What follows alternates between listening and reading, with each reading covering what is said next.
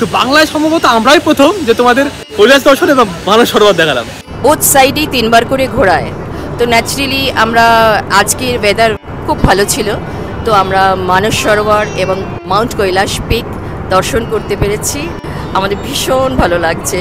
बहुत अच्छा है, टूर ऑपरेटर टीम बहुत अच्छी है और बेहतर काम किया इन्होंने।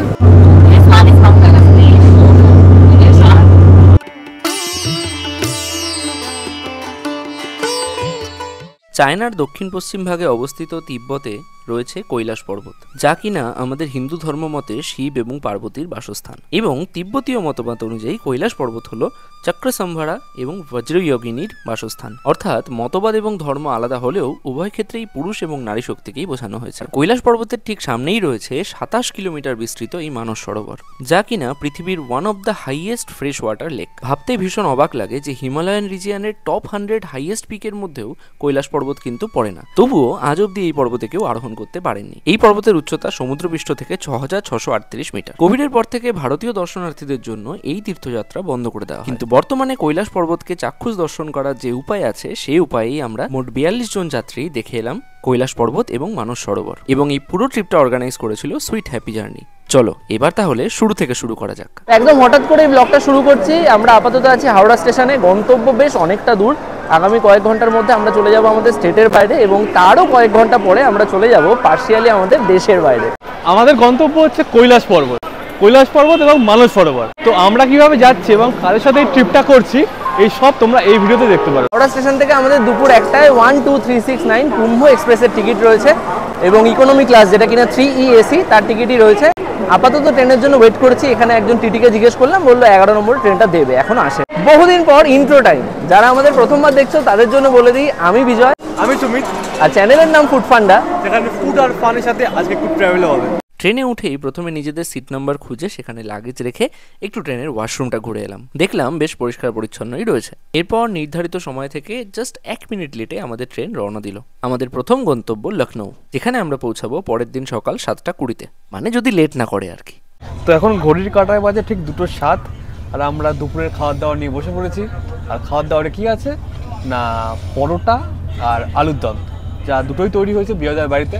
এবং বিজয়দার বাড়িতে বিজয়দার মা খুব ভালো বেশ রান্না করে আমাদের জন্য পাঠিয়ে দিয়েছে। এরপর আমাদের ট্রেন তার দুরন্ত গতিতে ছুটতে থাকলো। আমরা যে সুইট হ্যাপি জার্নির সঙ্গে এই ট্রিপটা করছি, ওনাদের এই ট্যুরটা থাকে লখনৌ টু লখনৌ। লখনৌ থেকেই পিক আপ অ্যান্ড ড্রপ, এবং মাঝে সমস্ত কিছুর দায়িত্ব ওনাদের। ফোন নাম্বারটা আমি স্ক্রিনে তোমাদের জন্য দিয়ে দিলাম। তো এখন ঘড়িতে বাজে 9:18। সকাল থেকে মানে দুপুর থেকে 530 কিলোমিটার জার্নি কমপ্লিট করে আমরা এসে পৌঁছালাম এখন পাটনায়। তো যা টাইম ছিল তার থেকে 8 মিনিট লেট চলছে ট্রেনটা আপাতত। একটু ভয় ছিলাম, লক্ষ্য রাখতো যখন চলে যাবে বুঝতে পারছি। হ্যাঁ, ওই জন্য এই আমাদের কোচের বাইরে ব্যাগ ট্যাগগুলো দাঁড়িয়ে এখানে দেখছি। ভেবেছিলাম এখান থেকে খাবার কিনে নেবো, বাট ডিনারের জন্য এখানে সেরকম কিছু পাচ্ছি না। ওই ট্রেন থেকেই খাবার বলতে এখানে পৌঁছে মনে হচ্ছে জোম্যাটো করে পারতাম তো। হ্যাঁ, এটা এতক্ষণ মাথায় ছিল না। ট্রেনে বসেই আমাদের ইউটিউবে 2.5 লক্ষ সাবস্ক্রাইবার কমপ্লিট হলো। তোমাদেরকে অনেক ধন্যবাদ। কিন্তু ডিনারে কোনো খাবার না পাওয়ায় এই 90 টাকা দামের এগ বিরিয়ানি নামক অখাদ্য খাবারটা আমাদেরকে খেতে হলো। গতকাল দুপুর 1টা থেকে প্রায় 20 ঘন্টার জার্নি করে 1047 কিলোমিটার পথ অতিক্রম করে আমরা চলে এসেছি এখন এই মুহূর্তে লখনৌ চারবাগ স্টেশনে নামলাম। ট্রেনকে এখন টাটা বলে দেবো। এরপর আমরা লখনৌ স্টেশন থেকে ক্যাবে করে রওনা দিলাম SM গেস্ট হাউসের উদ্দেশ্যে। এখানে গিয়ে ব্রেকফাস্ট করে এবং ফ্রেশ হয়ে আমরা রওনা দেবো বাসে করে নেপালের নেপালগঞ্জের উদ্দেশ্যে। এই ট্রিপ কিন্তু শুরু হয়েছে আমরা যেদিন গেলাম তার আগের দিন থেকে। এখানে জাস্ট হয়তো 1-2 ঘন্টার ব্যাপার। আমরা এখানে থেকে জাস্ট ফ্রেশ হব, এখানে ব্রেকফাস্টের ব্যবস্থা আছে, ব্রেকফাস্ট করব, করে এখানে বাকি আরো টুরিস্ট যারা রয়েছেন তাদের সঙ্গে বাসে করে বেরিয়ে যাব হচ্ছে নেপাল, মানে নেপালের নেপালগঞ্জ শহরের উদ্দেশ্যে।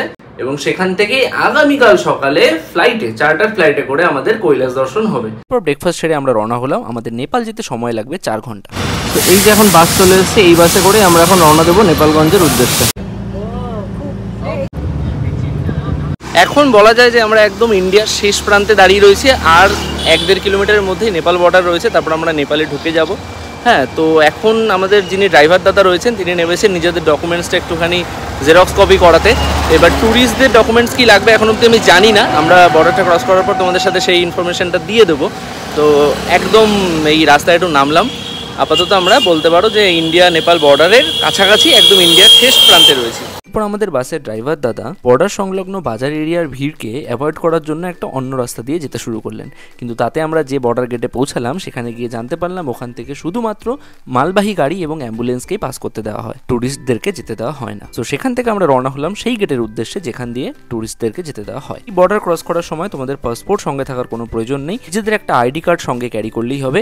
আর বর্ডারের অংশটুকু ক্রস করার সময় বাস থেকে নেমে তোমাদেরকে হেঁটে যেতে হবে এবং প্রত্যেকের লাগেজ খুলে ভালো করে চেক করা হবে, এবং সেই প্রসিডিওর হয়ে গেলেই তোমরা অফিসিয়ালি এন্টার করে যাবে নেপাল। এরপর আমরা পৌঁছে গেলাম নেপালগঞ্জের অন্তর্গত হোটেল সিদ্ধার্থে, যেটা নিঃসন্দেহে এখানকার বেস্ট হোটেল বলাই যায়। এবং এখানে পৌঁছানোর পর প্রত্যেকজন গেস্টকে দারুণভাবে ওয়েলকাম করা হলো। বিভিন্ন কারণে আমাদের আসতে দেরি হয়ে গেছে ঠিকই, কিন্তু আসার পর একটা দারুণ ওয়েলকাম হলো। এরকম একটা রুদ্রাক্ষী মালা পরিয়েছে, একটা ফুল দিয়েছে, একটা ওয়েলকাম ড্রিঙ্ক দেওয়া হয়েছে। চলো এবার আস্তে আস্তে চেক ইন প্রসিডিওরগুলো করি, কারণ প্রচণ্ড এক্সস্টেড, টায়ার্ড, খিদেও হয়েছে।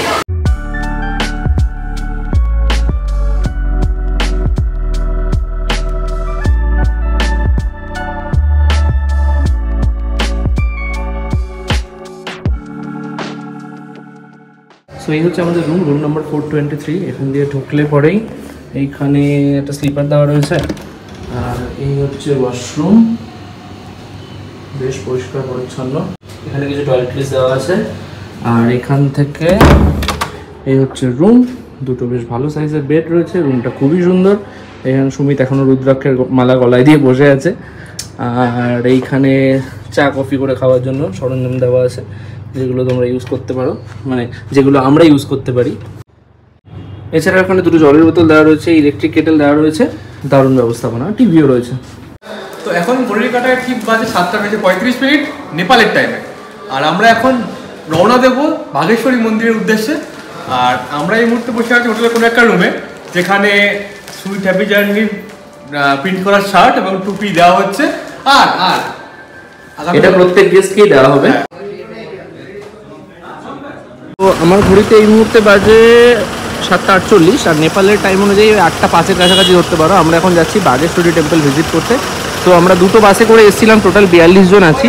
তো কিছু লোকজন আছে ওই নেক্সট বাসে, আমরা আছি এই প্রথম বাসটায় উঠে আমরা এই মুহূর্তে রওনা দিচ্ছি। আর এই হচ্ছে দেবারুন্দা, যে আমাদের বাসটা সব কিছু ম্যানেজ করছে। এই বাগেশ্বরী মন্দির ছিল আমাদের হোটেল থেকে কাছেই, বাসে করে ধরো 10 মিনিটের দূরত্ব। এই মন্দিরে মা বাগেশ্বরী দুর্গার আরাধনা করা হয়, এবং এই মন্দির কিন্তু 51 সতীপীঠের মধ্যেই একটা পীঠ। সুইট হ্যাপি জার্নির তরফ থেকে এখানে পুরোহিত অ্যারেঞ্জ করা ছিল, যিনি আমাদের সকল দর্শনার্থীদের নিয়ে এখানে পুজো এবং যজ্ঞের আয়োজন করলেন। এইখানে একটা সুন্দর সিস্টেম করা রয়েছে। এই একটু আগে তোমরা যে যজ্ঞ দেখলে সেটা এর ভেতরে হচ্ছিল। এই যজ্ঞের যে আগুনের যে ধুয়োটা কি সুন্দর ওপর দিয়ে এখানে ব্যবস্থা করা রয়েছে, এখান দিয়ে বেরিয়ে যাচ্ছে। এরপর হোটেলে ফিরে ডিনার সেরে আমরা ঘুমিয়ে পড়লাম, কারণ পরদিন ভোর 5:30টায় উঠে আমাদের রওনা দিতে হবে নেপালগঞ্জ এয়ারপোর্টের উদ্দেশ্যে। ঘড়ির কাটায় বাজে ঠিক 5:43। আমরা এখন সকাল সকাল খুব কষ্ট করে ঘুম থেকে উঠে এয়ারপোর্টের উদ্দেশ্যে রওনা দিচ্ছি। হ্যাঁ, মোটামুটি সবাই দেখলাম লাউঞ্জে চলে এসছে, আমরাও চলে এসেছি, দেরি করে নিয়ে একদম প্রপার টাইমে এসেছি। বাস ছাড়বে খুব শিগগিরই, এয়ারপোর্টের জন্য আমরা এখন বেরিয়ে যাবো। বাসে উঠেই দেখলাম পুরোহিত মশাই সবার কপালে এরকম টিকা এঁকে দিচ্ছেন, তো আমরাও করলাম। এরপর এই সুইট হ্যাপি জার্নির টি শার্ট পরে সবাইকে দেখতে কি সুন্দর লাগছিল, একসঙ্গে এই ছিল আমাদের গ্রুপ। পৌঁছে গেলাম আমরা কিছুক্ষণের মধ্যেই নেপালগঞ্জ এয়ারপোর্টে। সেখানে যাওয়ার পর আমরা বোর্ডিং পাস কালেক্ট করে চেকিং এর লাইনে দাঁড়িয়ে পড়লাম। সো এই মুহূর্তে আমাদের বোর্ডিং পাস নেওয়া হয়ে গেছে। এখানে আমরা যারা যাচ্ছি সবাই এখানে আপাতত ওয়েট করছি, তার কারণ শ্রী এয়ারলাইন্স যাদের সঙ্গে আমরা যাচ্ছি, এই যে আমাদের চার্টার প্লেন এখানেই দাঁড়িয়ে রয়েছে। খানিক্ষণ পরে আমরা এখানে ঢুকতে পারবো এবং এখানে সামনে থেকে তোমাদের সব দেখাবো। এরপর চলে এলো সেই মুহূর্ত যখন আমরা সকলে গুটি গুটি পায়ে এগিয়ে চললাম ফ্লাইটের দিকে, এবং এই গত দুদিনে ততক্ষণে আমাদের সকলের মধ্যে বেশ ভালো একটা বন্ডিং এবং বন্ধুত্ব তৈরি হয়ে গেছে। আর কিছুক্ষণের অপেক্ষা, তারপরেই সকলে দেখা পাবো কৈলাস পর্বতের। এই হচ্ছে শ্রী এয়ারলাইন্সের সেই প্লেন, চার্টার প্লেন, যেটাই করে আমরা যাব।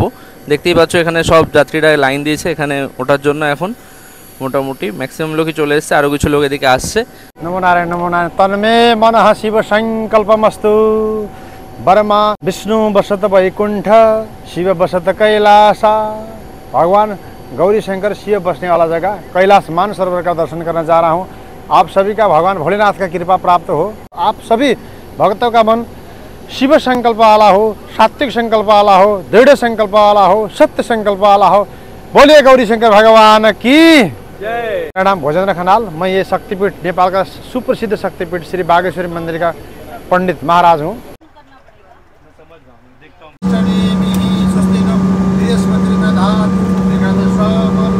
এরপর ফ্লাইট টেক অফ করার কিছুক্ষণের মধ্যেই আমরা পৌঁছে গেলাম মেঘেদের দেশে। ফ্লাইট থেকে ভিউটা ছিল কিছুটা এরকম। সূর্যের আলো যখন পাহাড়ের এই চূড়াগুলোতে পড়লো, দেখে এত অপূর্ব লাগছিল, এ দৃশ্য আজীবন মনে রাখার মতো। এবং তারই সাথে ফ্লাইটের ভেতরে চলছে পুজো পাঠ। এই এক দারুণ অভিজ্ঞতা। একটু পরেই মাউন্ট কৈলাস তোমরাও দেখতে পাবে, তবে ক্যামেরায় তোমাদেরকে জানা দেখাতে পারবো এর কয়েকশো গুণ পরিষ্কার এবং সুন্দরভাবে আমরা সামনে থেকে দেখেছি। That one is Mount Kailas. That one is Mount Kailas, okay? Let me show you the camera. This is so beautiful. খুব ভাল লাগলো। এরা অ্যাকচুয়ালি এই যে এয়ারলাইন্স এরা বোথ সাইডেই 3বার করে ঘোরায়। তো ন্যাচারালি আমরা আজকের ওয়েদার খুব ভালো ছিল, তো আমরা মানস সরোবর এবং মাউন্ট কৈলাস পিক দর্শন করতে পেরেছি। আমাদের ভীষণ ভালো লাগছে। We are very happy. बहुत सुंदर दर्शन, बहुत अच्छा है। टूर ऑपरेटर टीम बहुत अच्छी है और बेहतर काम किया इन्होंने। बिल्कुल निश्चित रूप से और बहुत अच्छे टूर बनाएंगे इनके साथ। ভীষণ ভালো লাগলো, সব কিছু ভালোভাবে দেখতে পারলাম। আদি কৈলাস, মানস সরোবর সব কিছু দেখতে পেলাম। খুব খুব ভালো লাগলো। সবার রিভিউ হবে, আমার হবে না আর কি হয়। একটা দারুণ অভিজ্ঞতা, দুর্দান্ত অভিজ্ঞতা। এবং শুনেছি সবার নাকি মানে কপালে না থাকলে নাকি এর দর্শন পাওয়া যায় না। খুব ক্লিয়ারলি ভিজিবল ছিল, আমরা খুব সুন্দরভাবে দেখতে পেয়েছি। এবং ফ্লাইট 2-3বার করে ঘুরিয়ে রাউন্ড ট্রিপ করে এপাশ থেকে ওপাশ থেকে বোথ সাইড থেকে দেখা গেছে। দারুণ অভিজ্ঞতা। कैसा लगा दर्शन करके? बहुत अच्छा लगा मेरे को। आपका एज कितना है? आपका एज कितना है? 81, 81। और कहाँ से आए? मुंबई गोरेगांव।